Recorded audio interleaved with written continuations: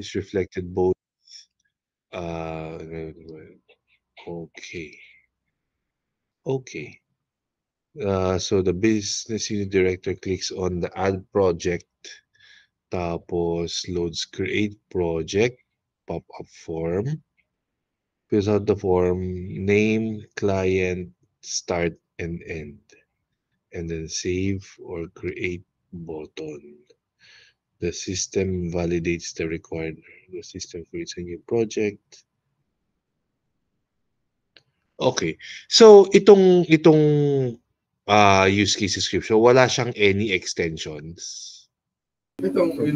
Um, na medyo napag-isipan ko po yan recently. Kaya medyo gusto ko pong ma-bring up sana sa inyo yung parang extensions or alternative paths to yung mga use case description po. Kasi Hmm. yun nga po, parang na-consider ko din po yung parang tinignan ko din po yung parang example na ginamit na pinakita ni Sir Pao, yung parang Yeah, sa pag-cancel or login. yung opo, sa parang login na parang or create account na Yeah, parang yeah, yeah. pagka-cancel po. So, ayun po, na-consider parang napag-isipan ko din po yun na baka kailangan pong dagdagan ng mga extension yung ibang use case po Hmm. sa parang situation nga po na for example hindi nga po natuloy yung paggawa ng project or yung ipapa-delete yung pag-delete ng task or pag-cancel Hmm. basta pag-cancel po ng certain inquiries or paggawa ng use case na yun. Okay. So, parang aside from that, no, well, that's a good observation. But aside from that, parang you would also need extensions, particularly for the main path entries that involve error checking. So, for example, dito sa use case na ito na naka-display, which is yung create project. Let's say for main path number 3, no? Parang what are possible invalid inputs you can have, like kunyari project name.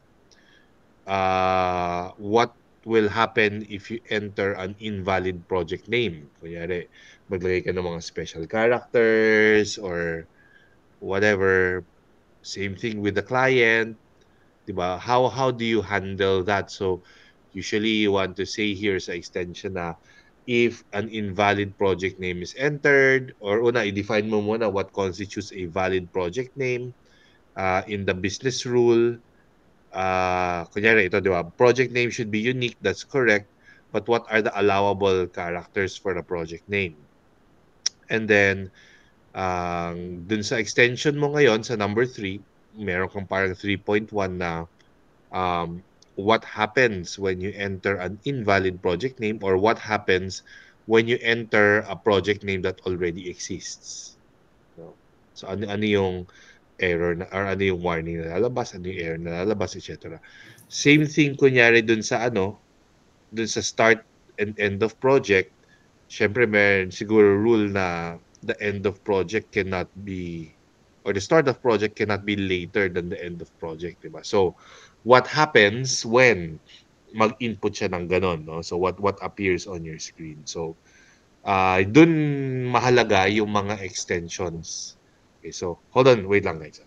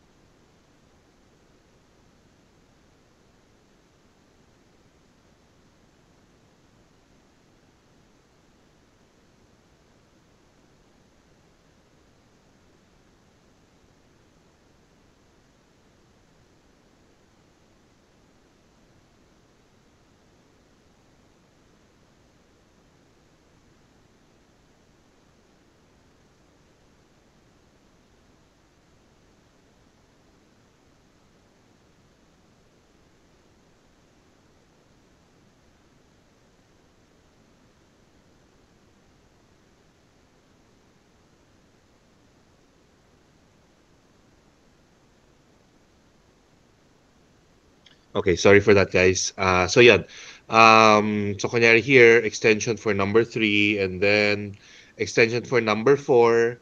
What if you have a cancel button or a clear button, what happens if the user clicks on that, no? So ito kasing for your main path is you click on the save or the create. But what if you have a cancel button or a clear button? What is it supposed to do? Ayun. And then everything else is okay. Tanong lang po, sir. Yep.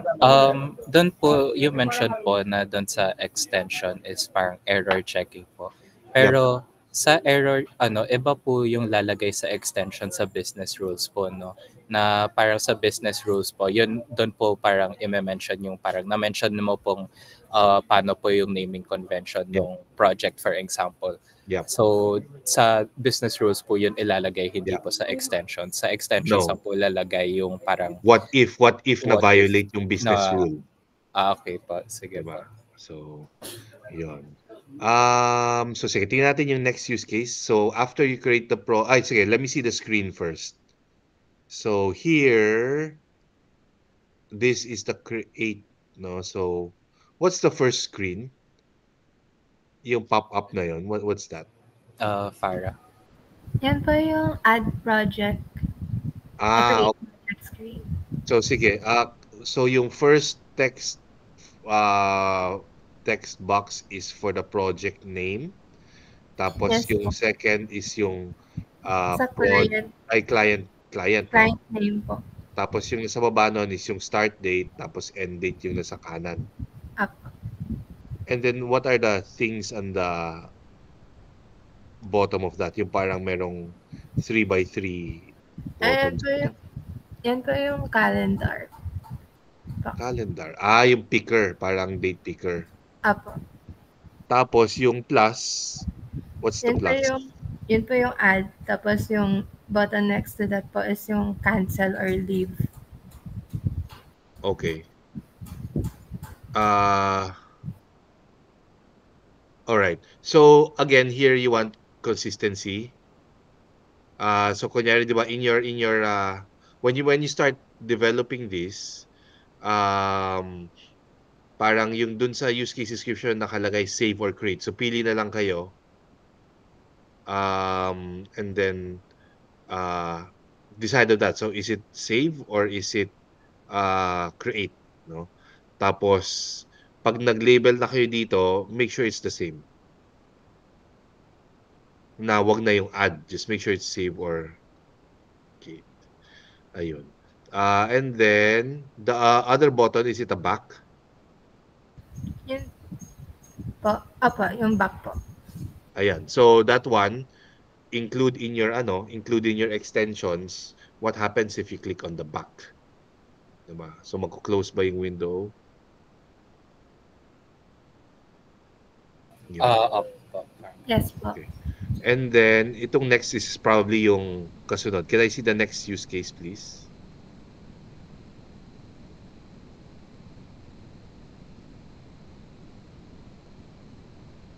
Update project. So users logged in as a BUD. Project record is updated in the system. New validated details.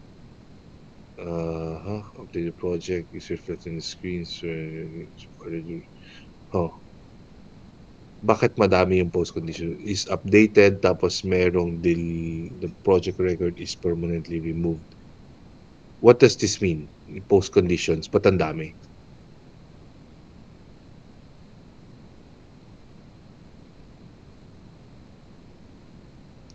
Okay. Sige. Because you combined yung change and yung delete. Alright, sige, let's scroll down. Let's see how the main path works.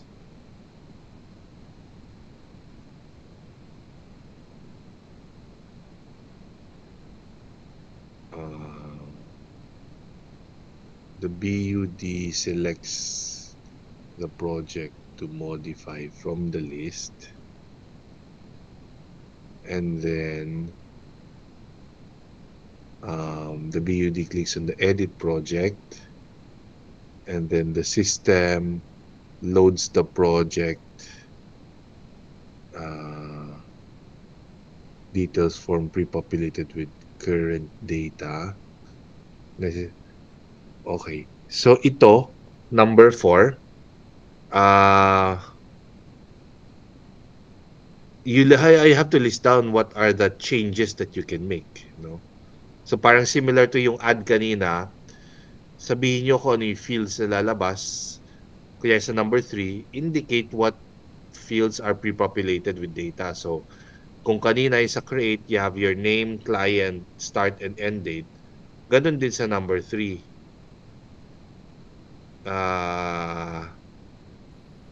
And then sa 4, again, similar to yung pag nag-edit ka na, what are editable there? What can you change? So, can you change yung name? Can you change yung client? Can you change yung start and end? Hold on lang ulit guys ha. Wait lang.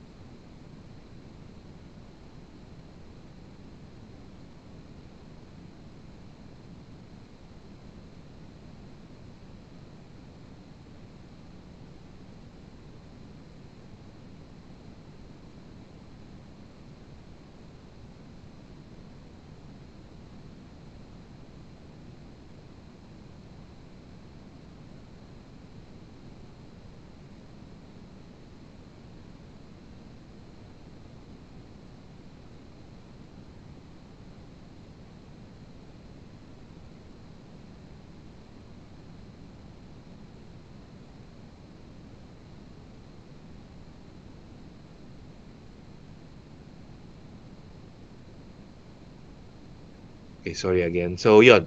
So, number 4, have extensions na itong alternative path, this is in your extension.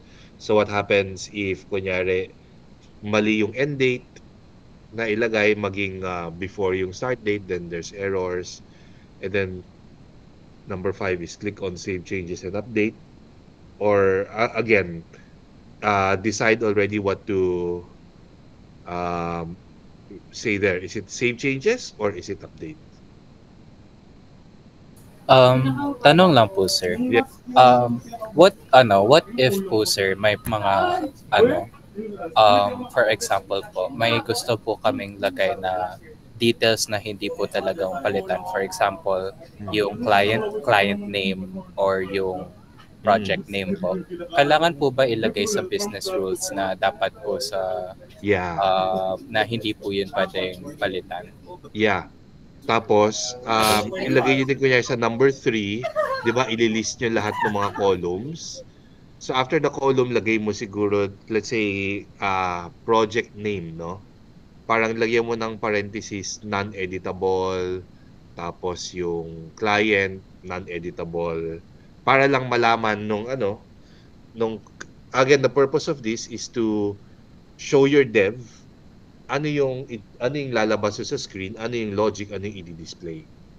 So, if you indicate here what's editable and what's not, di malinaw dun sa developer that, okay, these fields are just for view. Pwede ko gawin, let's say, yung text box na non-editable text box, etc. So, yun.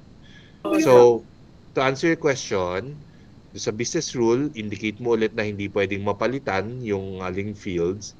And then, dun sa number 3, indicate also that the field is non-editable.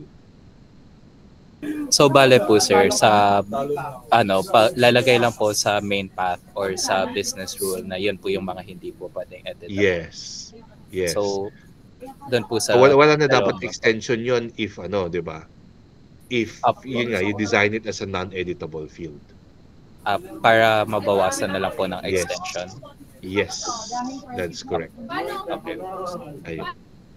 So, okay, itong 5.1, I think this one is a different extension po ba dapat? Hindi, kasi, di ba, this use case is for editing. But what 5.1 is doing is you're deleting the project. Gets? So, you're deleting the actual project, di ba? Hindi yung tasks. Okay. So, itong 5.1 and yung nandito sa alternative path, I think this one should be a different use case on its own. Kasi, 'di ba, this use case is for editing, but what 5.1 is doing is you're deleting the actual project, di ba? Hindi yung tasks. Okay. So, itong 5.1 and yung nandito sa alternative path, I think this one should be a different use case on its own. Kasi, 'di ba, this use case is for editing, but what 5.1 is doing is you're deleting the actual project. magkaiba ang function ng edit or update doon sa function ng delete, 'di ba? Edit, may pinapalitan ka lang doon sa laman na existing. Whereas delete, you're actually removing everything. So, So, kung, yeah, tanong lang po sir, kung delete yeah. task po yun entirely, it still falls under edit? If it's a delete task, hindi pa rin. Parang it's supposed to be a separate, wait. Meron ka bang add task na ano? O nandito na yan sa create? Nandito po ata dapat sa update project or sa create project. Tingnan ko dito sa user. Ayan. So, siguro another point to talk about in your group, parang would it make sense in terms of logic, in terms of screen design, to separate the use case for adding a task and updating a project, di ba? Parang when you update a project, do you just mean changing the start date or changing the end date? Or does it involve also updating the tasks? Ngayon, mukhang hindi updating the task kasi meron kang separate use case for update task. 'Di ba? So yung tanong ngayon, yung add tasks, should it be included in the create project or update project, or should it be a separate use case entirely? No? Kayo naman yung magde-decide do sa design, no? What you think is the best, or the what is the closest to how they do things in the company in Propel, no? So yun. But yun nga, parang right now I don't see any add task explicitly. Maybe you should make it more explicit in your use case, whether it's to add a new use case or to include it in one of your existing use cases already. Okay po sir. Ayun. Okay, sige, last, patingin ng isang view please, like view project or view something.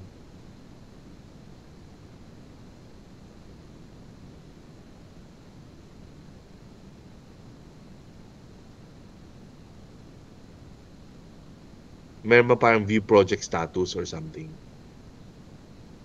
Sige, yan na lang, yung view data table na lang. What's the data table? Filtered with project data. Okay, the system updates the notification bar to show notification of clicks on the project notification. System loads the table view. Scroll down, please. Okay, so ito, tama yung paggamit nyo ng alternative path dito, right? So, it's another way of accessing the same thing, but yeah, so this one is good. System loads a table, name, type, timeline, task ID, date completion, employer, user clicks. Bakit ang dami 4? So itong mga sa 4.1, i-separate nyo yan ng rows. Parang 4, 5, 6, 7, 8. Tapos yung 5 magiging 9. And so on. So user clicks on the project filter bar for projects. And then, after yung kunyari yung 4, what happens when the user clicks on the project filter bar? Yes. Go. Sir, question lang. Am I audible po? Yep, I can hear you. Okay, sir. Thank you po. Bale, for example po, any filter na nilalagay, kailangan ko po mag-indicate ng the system loads this po for Wait, that part. what filter are you referring to ba? Ano yung mga sample filters mo?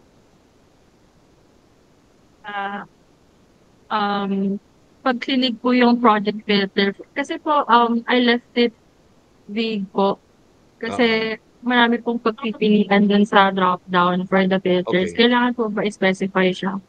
You just Isa-isa po, no. No. You can just indicate what column you are filtering, or what's the, parang filter by date ba siya, or filter by Opo. date lang ba? Sir, yung ano po, yung sa A to H po dun sa above po ng 4, You can filter by Yan any po of siya pwede these. makita. Hindi, Opo. okay na yan. You don't need to specify each. And then, parang yung mga 4.1, sa tingin ko, pagsama mo yung ano, di ba, parang, no. Ganun pa rin, separate nyo pa rin. So, yung 4, you can keep it as is. User clicks on the project filter bar. Tapos 5, the system shows the database on the selected project from the list. And then 6, ano tong 6? The system displays a drop down with check boxes for available. What does this mean? Can you show me this through your screen, please? Pwede pa scroll eh. Thank you. Sir, ayan. Ayan. Yung, Sige. So what happens here? sir, bale, may ano po, may option po for search. Yung sa may Okay. search bar po. And then yung Okay. sa, yung may addition na symbol po dyan. Bale, pwede rin pong i-drop down yung ibang fields po na kailangan i-search ni BUD for finance po. For So example po itong yung, mga sige, go. For example. sir, yeah.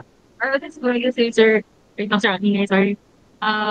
Yung sa, ano po, kunwari, project task na ID po, pwedeng i-search through this filter. Tapos, pwedeng multiple fields po yung i-check dito sa checkbox ko. Tapos, i-apply yung filter dun sa black na button po. Para yung, kung ano lang yung naka-check dun sa drop-down, yun po yung mag-a-appear sa table. So parang you can add multiple filters, ganun ba yun? Yes po, sir. So parang kunyari yung una, I want to filter, let's say, all the projects in October. So yung first, kiklik ko yung plus, tapos pipili ako ng month. Kung parang ganun, no? And Yes, then sir. let's say, yung second, second filter is I want it from, let's say, this client. Pipili ako ng client. Opo. Tapos magiging dalawa na ngayon yung filters ko. Opo. Tapos Kung pwede ano ako lang mag-add po na yung- mag-add. Yes po, sir. Tapos yun lang po dapat yung maglo-load sa table. Kung ano lang po Nilalabas yung na sa na-checkan. table. Opo. Okay. Tapos ano yung may cancel apply? Sir, ano lang po yan, kapag let's say, gusto nila i-reset yung mga na-checkan nila. Ma-reset po. Reset yung So, kung kunyari in this screen, tama ba yung assumption ko na tatlo yung filters na napili na? Opo, sir. Tatlo yung Sample lang gray. po yan, sir. Yeah, kaya tatlo yung gray na placeholders. Those are 3 Opo. filters, no? Opo. And then, yung isa, kailan lalabas yung may cancel apply na pop-up?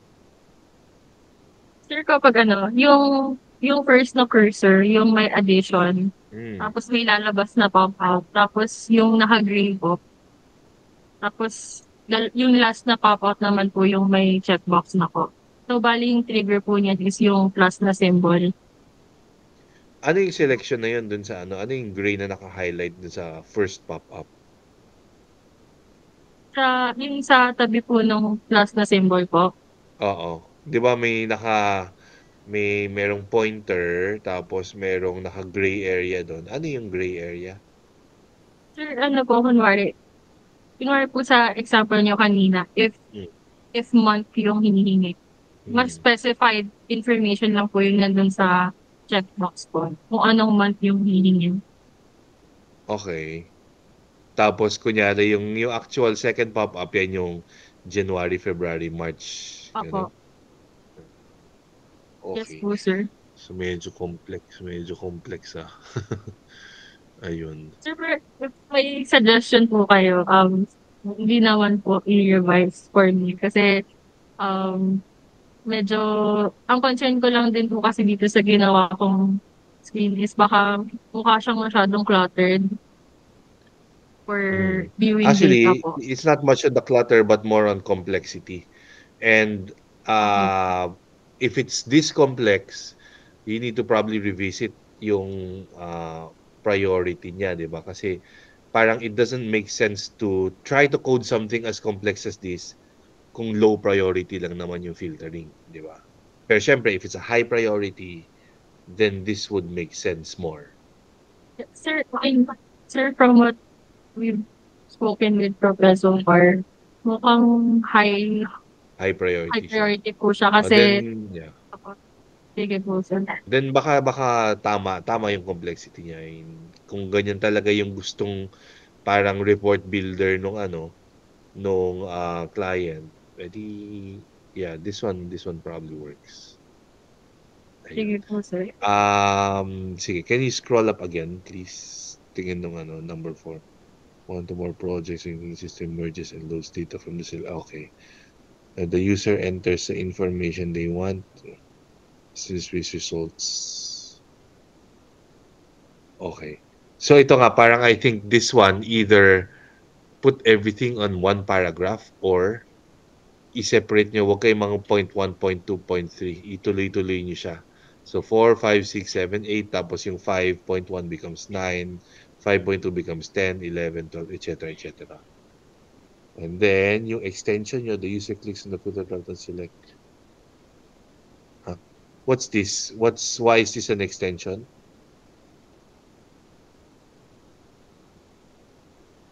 Sir, ano kasi, parang mas, yung vision ko po sana for that screen is, mas i-prioritize yung sa search bar po. Para kung ano po yung kailangan directly ni BUD information, yun po yung mag-a-appear. Bale, yung yung filter po for that, um, iniisip ko po na mas magiging secondary siya compared dun sa search bar po. Okay. So I'm not sure if it's supposed to be an extension, no? Okay, sir. Yeah. Might be alternative, but it's definitely not an extension. So yun. Okay, sir. Noted po. Okay. Sige. Okay. So yun. Let's move on to your ERD, please. Can you show me your ERD? Okay. So employee.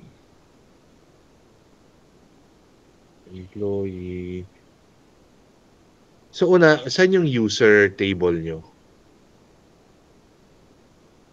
Like yung username, password. Where is that?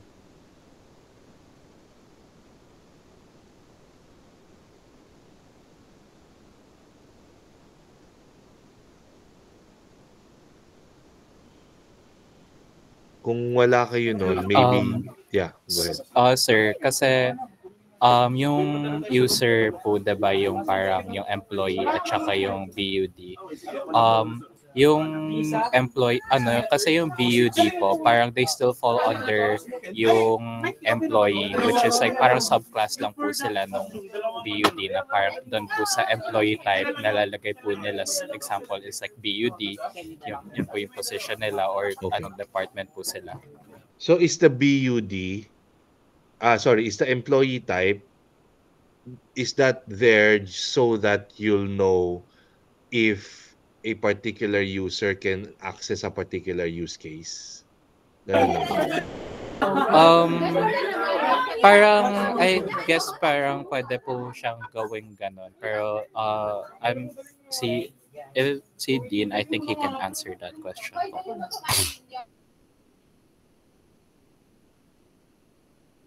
Ay, hello po. Ay, nag-CRC Dean. Okay. Any another part po sana Okay, muna. sige. So I think kasi parang you want to separate the users in a user table and the employee as the data that you're modeling. Parang gawa kayo ng user table that all it contains is yung username and password that can stand for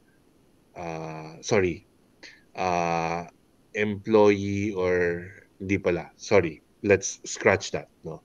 I think this one is okay, pero tanggalin niyo na yung BUD kasi useless kayo magkaroon ng isang subtype kung wala naman laman yung subtype nyo. Diba? Parang, yes, you have a BUD entity, but there's nothing in it, no? So, parang it's like you're creating a table that has nothing inside it. So, medyo, sa tingin ko, tanggalin niyo yung subtype na yan. Now, as to what happens to the connections, we'll get to there. But, yung first suggestion ko dito is employee, keep employee as is with the username and password. Tapos, yung employee type can either be BUD or regular employee, 'di ba? Parang gano'n na lang yung I think quick workaround for this one. Now next, an employee, ano yung mga actions dito? Parang employee to project, what's the action or what's the verb there?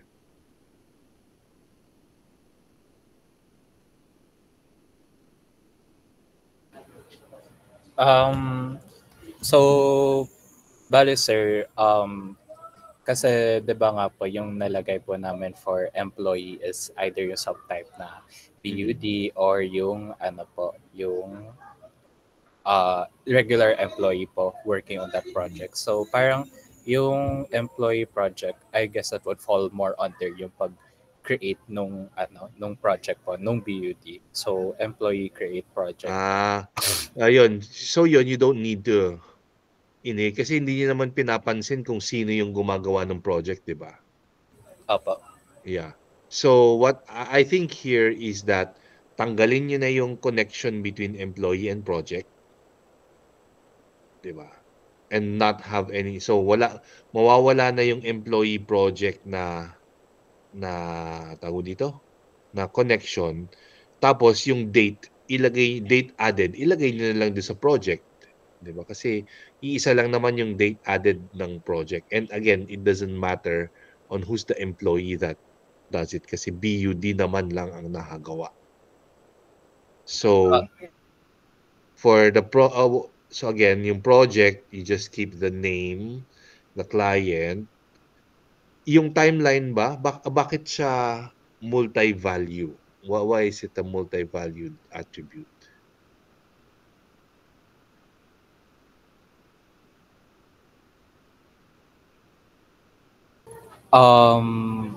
Yung sa project, multi-valued po dahil doon po sa parang start date, end date. Dito, parang ganun po. Okay. Wag niyo na lang i-multi-value, i-separate niyo na lang. Magkaroon na lang kayo ng project start tsaka project end. 'Di ba? Kasi there is supposed to be only one project timeline, 'di ba? Yung anything within the start and end. So I think here would be just instead of a project timeline that's multi-value, have a project start, project end, tapos isingit nyo dyan yung date added or date created. Sige po, sir. Pero would for example po, sir, sa project, tapos may parang for example po doon sa timeline, yun nga po yung parang project start, project end, pero parang there's also like a required meeting, for example, for revisions. Itadagdag pa po ba yun sa project or... What do you mean revisions? Like, kasi po sa Propel, parang that's one of the things that they do po na parang they meet for the updates regarding the project, which is parang it was mentioned din po sa use case yung regarding sa yung pag-request po na updates on the tasks na ito po yung mga ginagawa right now. So would that be also added sa, for example, sa task, sa project? I think it's more on the task, di ba? Parang the update is done on the task, not on the project. Parang I think yung pag-update mo lang sa project, if ever, would be yung kailan yung end, kailan yung start, probably. Di ba? But the updates where you have meetings, these are probably to update the tasks. Tama ba? Opo. Okay. So meron ka namang task na table doon. Opo. So doon mo na lang ilagay yung sinasabi mong mga fields, no? But sige. yung next is, what's the relationship between a project and a task? Ano yung verb muna dyan? Project has task.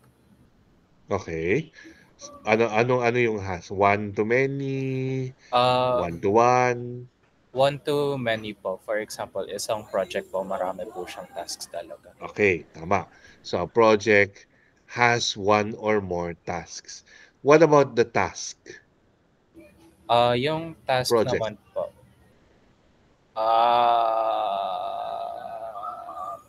project and yung project task and task po. Hindi, yung task and project lang muna.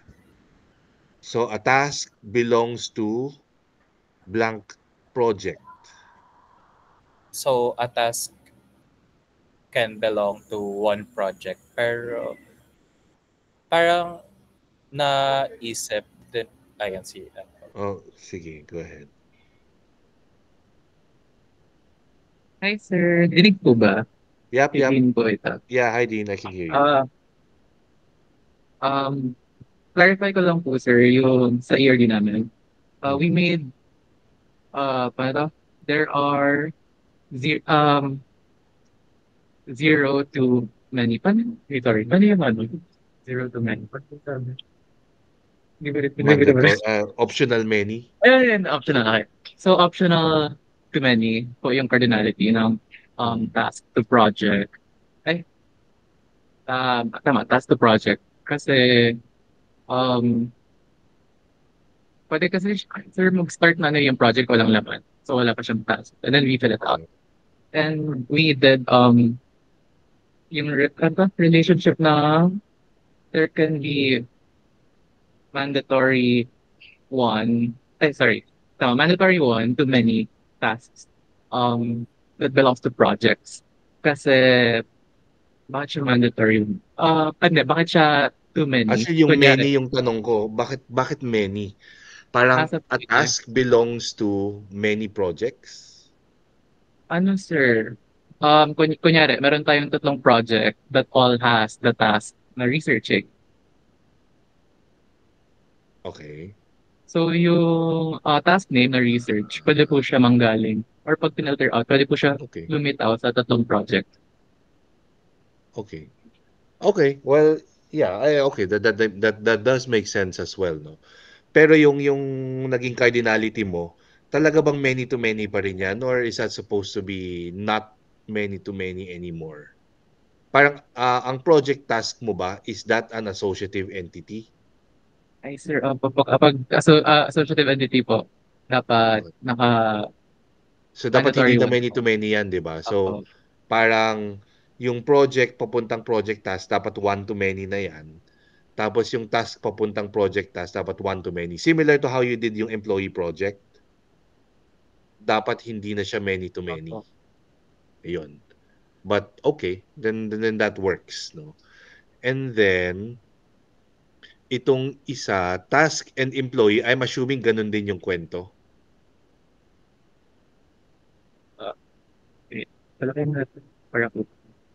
Parang employee and task. Yung employee task na table, that's also an associative.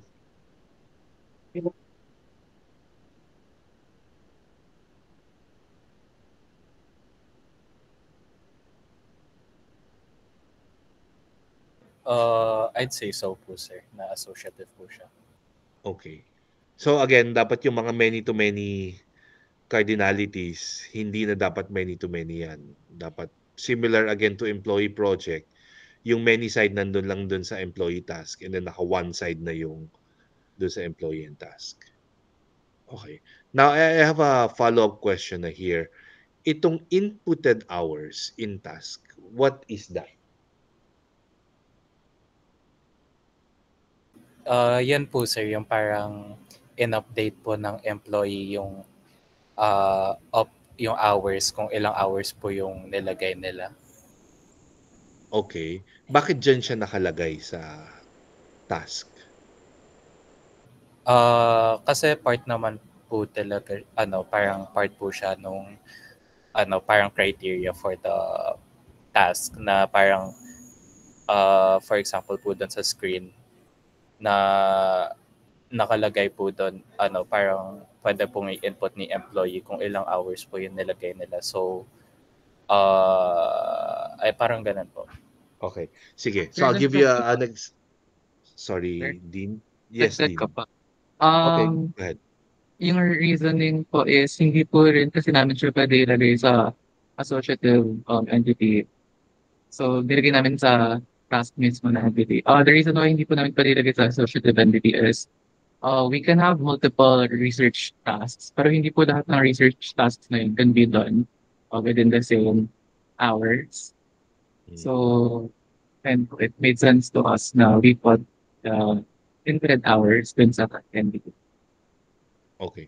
Yung inputted hours, just to be clear, that's just an integer or a number. Kunyari, nag-work ako for 4 hours, 4 yung value niyan. Tama ba?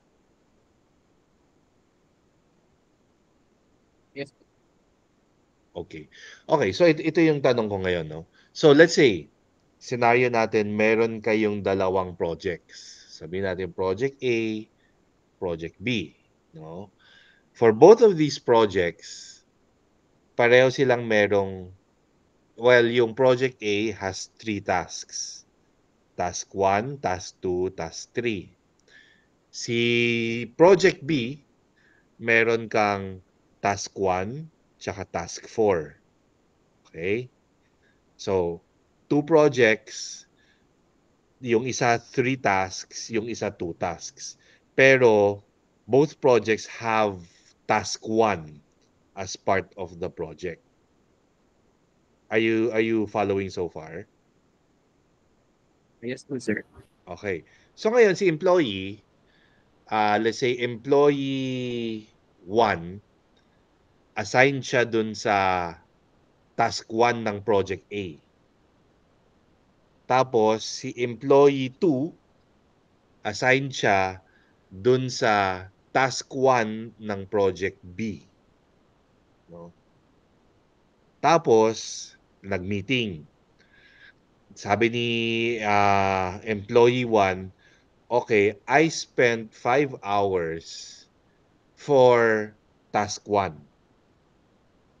Tapos, in another meeting for the other project, sabi naman ni employee 2, okay, I spent 7 hours finishing task 1.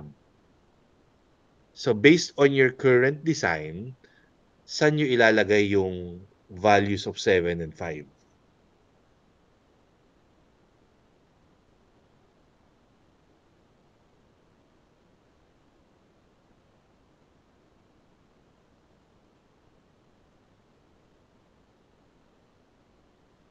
Wait lang, sir. Sige, Naintindihan ko pa yung tanong. Pinaprocess ka lang. sige lang. So, bali sir, Yeah. reiterate ko lang po yung question. Parang yung Yeah. intindi ko po sa tanong is, what if sa ibang project, iba pong hours yung nilagay? Yeah, so you have For the 2 task. different projects that each have the same task. Opo. Di ba pwede yun, Dapat- di ba? Parang Opo. yeah, research. Yeah, project A has research, project B has research. So yung employee dun sa project A, nag-spend siya ng 5 hours for the research. Si employee 2, nag-spend siya ng 7 hours dun sa project B research. Saan Opo. nyo isi-save yung 5 and 7? Sa task po. Pero yung task nyo, isa lang yung inputted hours nyo, di ba? Opo. It's either just 5 or 7. Opo. So, in this design, I don't know if malinaw na at this point, na isang value lang yung pwede mong i-store kay inputted hours. So, bale po, dapat yung nakalagay po, parang isa-specify kung aling project po siya naka-associate. Diba? Yung So, task po. the inputted hours, does it really belong to the task or does it belong to when an employee does the task? Opo, sa project na po na yun. Diba? So, ngayon, saan dapat nakalagay yung inputted hours? So, dapat sa project task na po yan. Not in the project task. Kasi you're, parang paano mo malalaman kung sino yung employee na gumawa nun?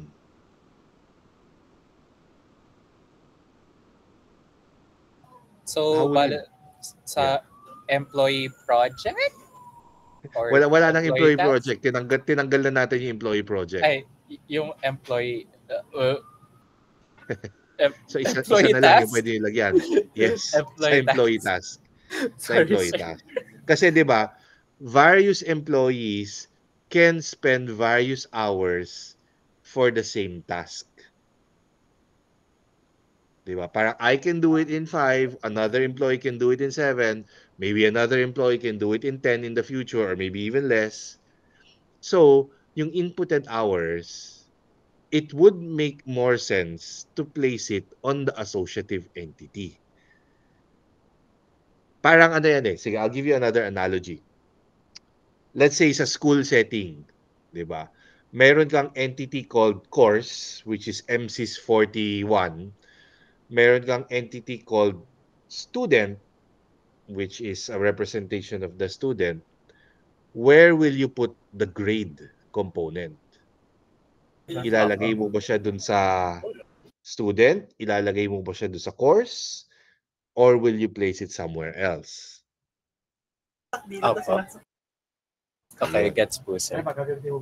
So I think same yung gusto niyong ipakita dito, kaya dapat yung ano, yung I think inputted hours should be placed on the employee task. Sige po, sir. Okay. Now, that being said, ano ulit yung rationale din kung bakit hindi nyo ilagay yung inputted hours dun sa employee task to begin with? Kasi I think naging option na yun, di ba? But why did you Uh, decide against it? Sir, pwede, I have to go po in a bit. So, pwede po Ah, palitan ko lang po yung si Rina na po yung sige, mag-share go ahead, screen. Go ahead. Thank you po, sir. Thank you.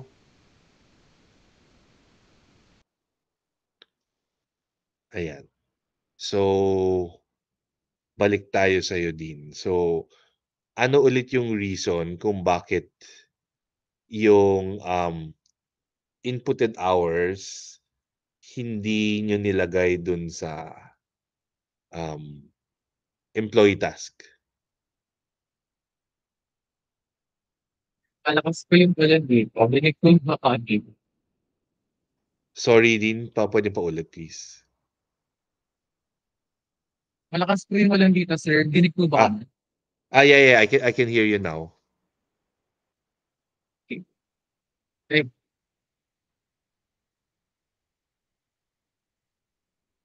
Ayan.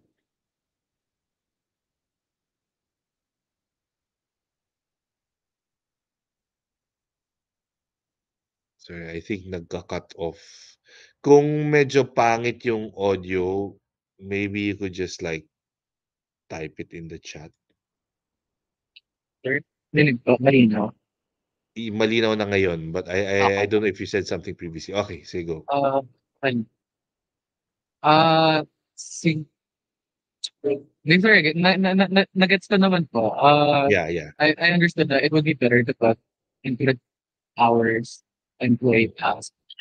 Excuse me. Siguro it's because we kind of did ERD first and then normalization. Na-miss out ko yung pag-normalize na dapat na naka-employee.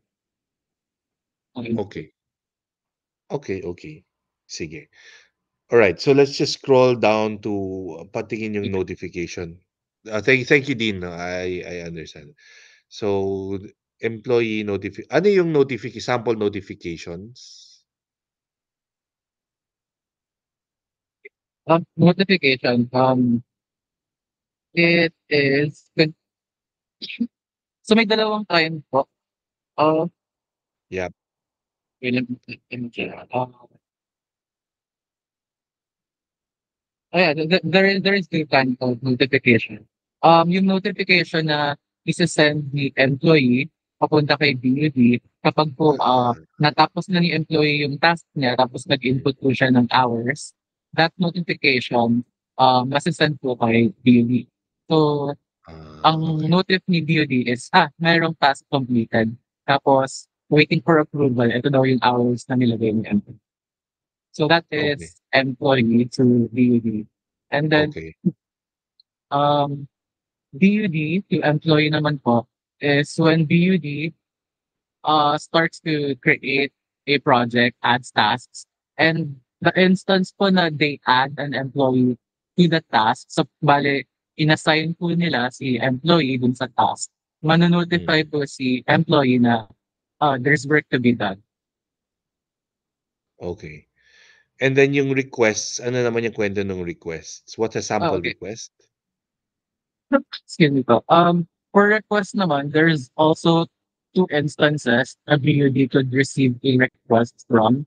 First is kay accounting. Second naman po is kay finance. So, kay accounting po, there are times na accounting would ask the BUD na parang, hey, kamusta yung project natin? So, through whatever means of communication platform, sir, yun po yung communication platform na outside of our system, yun yung notification, essentially yun yung notification from accounting to BUD asking what's the status of our project.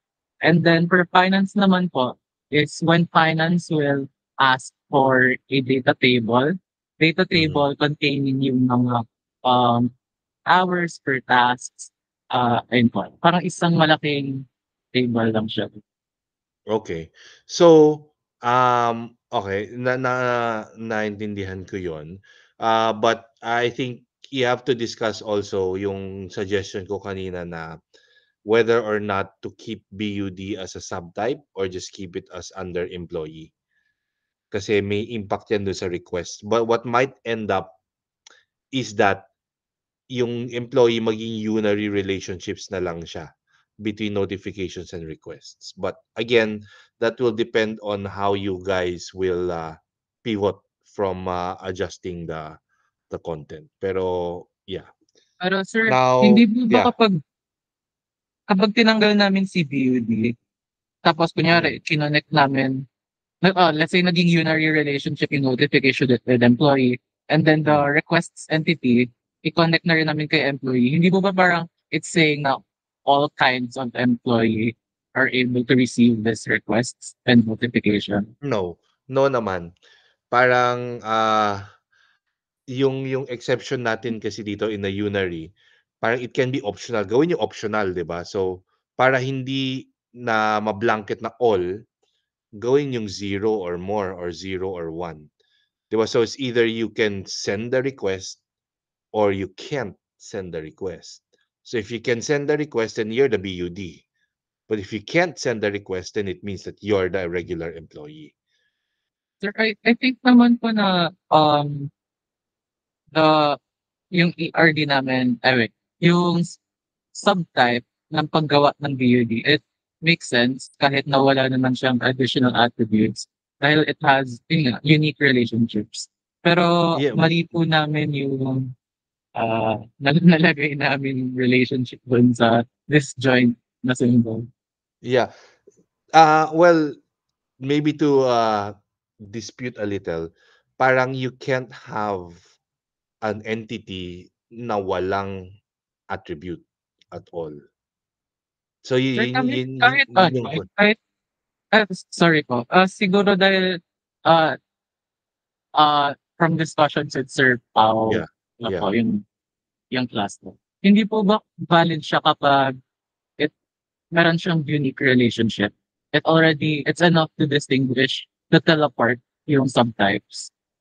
Kasi Yeah, uh, eh, kasi, parang 'di ba, parang I think you can I mean, tama naman yung sinasabi ni Sir Pao 'no, na parang there are distinct relationships that you can form from a subtype going to other entities, no? Similarly, 'di ba, you can also transform that into something na it still follows all the rules, such that yung entity should contain attributes. Like, for example, itong diagram nyo, though technically it can still be considered, you can rework this into something like, kunyari, how do you model, let's say, an employee that manages another employee? Diba? Kasi parang ganyan yung lumalabas, di ba? The BUD is the manager of the employees, no? So in one scenario, you can do this one. Another scenario, you can do employee that has a relationship to itself. So employee can request from another. So an employee can request zero or more employees, 'di ba? Parang an employee can send zero or more requests. So kapag zero, ibig sabihin hindi ka BUD. But if it's one or more, if you send one or more requests, then it means you are a BUD. In the same way na you can create another unary relationship on notifications naman. Sir, sorry. Yeah. Stop. Question lang po. Mm. The Sige. BUD could not make requests po. Who makes the requests? Accounting and finance. Nasaan sila dito? Kasi, so, BUD and request, what's the action there? BUD request po is an associative entity Yeah. between BUD. What's the connection between BUD and request? What's the action? What's the verb? Kunyari naka many to many pa, kaya hindi nyo pa ginawang associative entity. So BUD, Okay, well, something something request something something BUD. What's that sir, something something? sorry. Kasi po, ang BUD po pala, dalawa. Okay. So, there's this scenario na a BUD can have zero to or one to many requests, but also a request can be sent to like one or many BUDs. So it can be sent. So a BUD sends requests.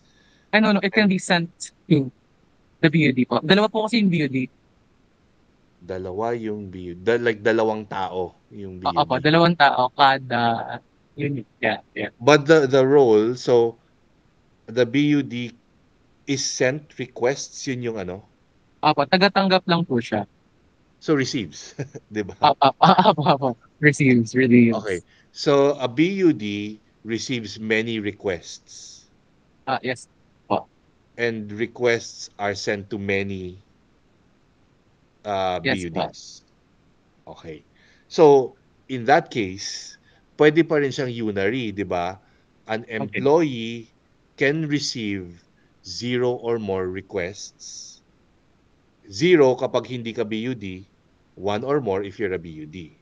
At the same time, an employee sends or is sent ano yung baliktad for request to BUD?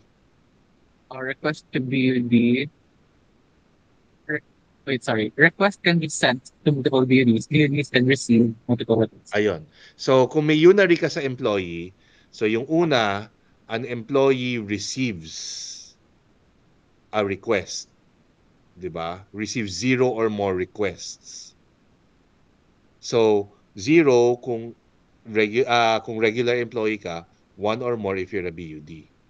And then, the other way around, the employee is sent a request, that's also zero or more, di ba? Zero if you're a regular employee, one or more if you are a BUD.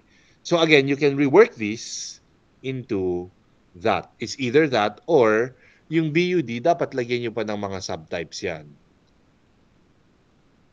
for it to be considered. Kasi nga parang it would be weird or it wouldn't be correct if you SQL this already na walang laman aside from ID yung BUD.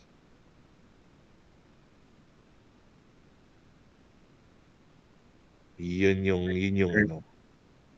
Yun lang yung parang I think concern ko dito sa current diagram. It's not wrong, But when you convert this to physical, yung SQL nyo would the creation of your tables will cause problems if you maintain this. So, yon. So, ang possible options nyo dito, you could either add more attributes that are unique to the BUD, or you can do the unary thing. Any solution there or any option is a correct solution. Okay? Yun. So, can we move to the data dictionary already, or do you have questions pa? We can we can proceed naman. Okay. Okay, so thank you for that, Dino. And let's go to Uh, your data Thank you po, sir. dictionary. Tingnan natin yung sige, Ay, tingnan natin yung employee na data dictionary, and then let's look at the project. Yes, yung project muna. Sorry. Scroll up please. Sa project muna tayo. Okay. So, project name. wait lang po, sir. Wait lang. Sorry. Okay. Okay.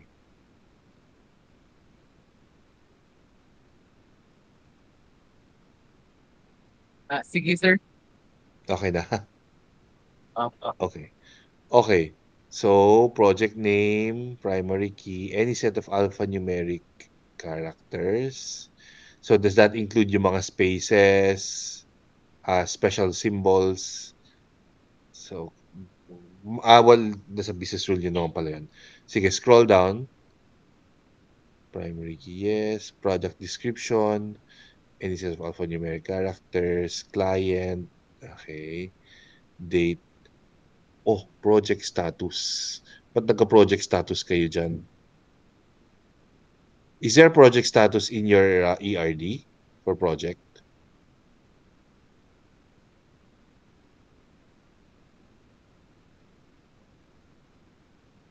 Parang wala. ito po.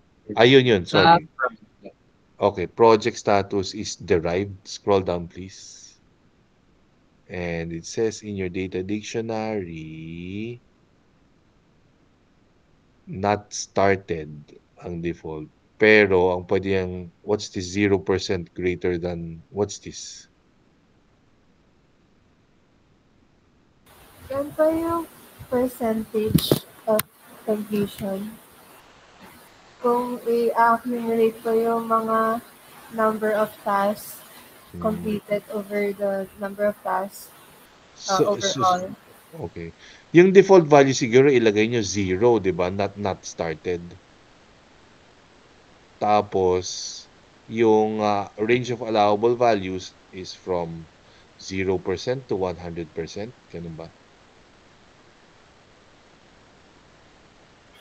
Okay pa, sir. Okay. Sige, scroll down. I want to see the employee next. Employee ID, auto increment, any valid unique ID. Right. Employee name, the surname of the first, surname, first name, any valid text.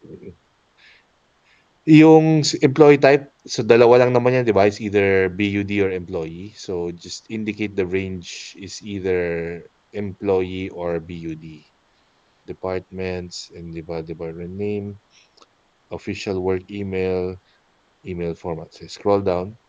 Optional yung department, kaya naka-yes yan yung can be null.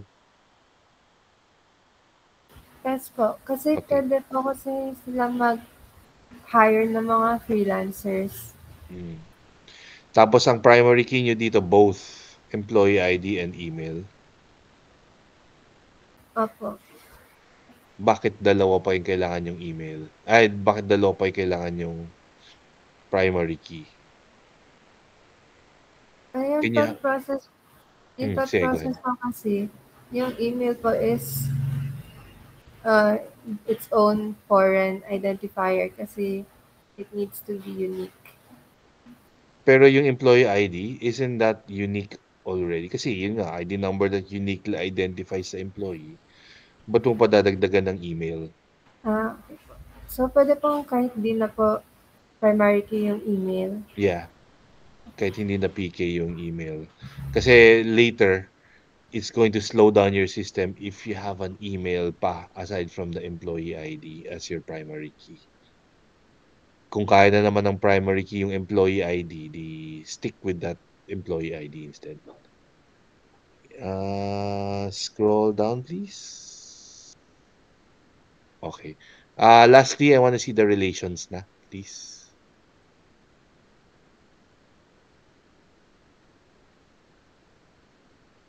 Mhm. Employee ID. Saan yung mga arrows for the foreign keys? And then, parang, ano ba? Yung employee and employee task. Parang where the arrows there.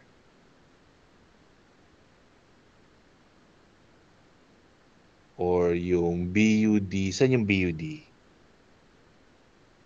And request ID. Okay, so here I'm not seeing the arrows for the foreign key to primary key connections. So please make sure that you include that in your Sige, final deliverable. sige Yeah. sir. Sorry, ako po kasi gumawa niyan. Tapos, yung exercises na pinagbasahan ko kasi sir galing sa exercise and sir para. Sige, noted sir, noted. Ayun. Tapos kasi baka magbago pa yan because you will still be tweaking the Yung inputted ERD. hours. Opo. Yeah, yeah. Yeah. So, yan. Basta next time i-draw nyo din yung arrows, okay? Ayun. So, I think that's it for now. Do you guys have any questions or feedback about it? None from me, sir. Okay. What about for the others? Okay na? And for me din po, sir. Okay. Sige. So I think well, good work on what I like about this deliverable is yung nga parang number one yung use case description nyo. Comprehensive naman yung mga use cases yun. Actually, yung ERD even, I think you get naman the grasp of how to make it. It's good that you identified yung mga associative entities. Pero yun nga lang, parang yung many to many, dapat mawawala na yan when you create your um, associative entities. Pero I guess yung biggest talking point nyo dito to discuss would be yung BUD if you want to maintain it or you just want to incorporate it in the employee. But again, that's something that you guys will talk about in the near future. But yon. So if there are no more questions, then thank you for being available for this consultation. If you do have further questions on the next parts of the deliverable in preparation for your defense, just let me know and I'll try to respond as soon as I can. But aside from that, I hope you guys enjoy Sir, the break. and Yes. Ah, ano po, kailan po ang release ng deliverable? yung specs. We're Ah, finalizing it now. Expect it before the break, before the Halloween break or before the short break. okay. Okay po, Okay. sir. Thank you. Okay, so thank you guys and have a good rest of the day. Bye-bye. Thank you, sir.